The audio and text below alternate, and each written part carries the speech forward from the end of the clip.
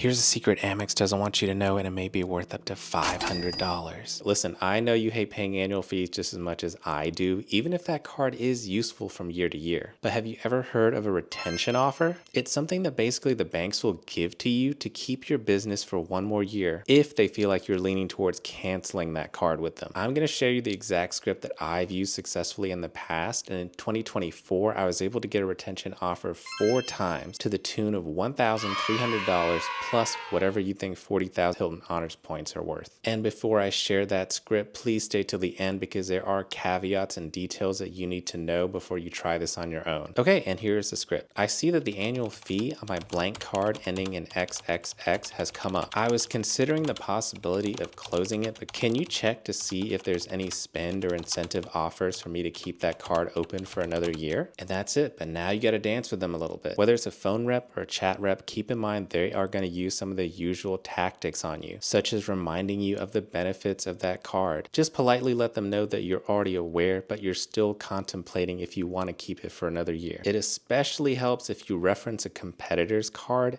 and mention that you might be putting spend on their card or have a reason to do so over the Amex card. Just be patient. You'll eventually get to a point where you know for certain if they either give you the offer or they don't. If you don't get it on your first try, don't be discouraged. The reps have literally told me that the offer on their computers changes day to day, so don't be afraid to come back on another day, another week, and try again. Okay, rapid fire pro tips to help you be a little bit more informed about this whole retention offer process. Pro tip 1, this only works on your second year annual fee and the ones that come subsequently after that. You can never get out of paying your very first annual fee because that usually comes within a month of opening up a new card. Pro tip number 2, it's usually better to ask for a retention offer after your annual fee has actually showed up on your statement. If you ask too early and the annual fee is not even there, you don't really have grounds to stand on to ask for anything. And just as a side note, remember you have 30 days from the time that it hits your statement to either get a retention offer, to close, or downgrade the card. If you do end up downgrading or canceling your card within 30 days of the annual fee hitting, you won't have to pay it. It'll just get removed from your account. Pro tip number 3, notice my careful wording in the script. I didn't flat out say go ahead and cancel or that I want to cancel, just that I'm considering it. Because if you use the wrong words, that may take you down a path you never intended to go down in the first place. It's a give and take and you have to choose your words carefully. Pro tip 4, the retention offer can come in different forms. It may be points, it may be statement credits, it may be free and given to you upfront, or there may be a spend offer attached to where you have to spend X amount of money in X amount of months. Here's one example I got on my Platinum card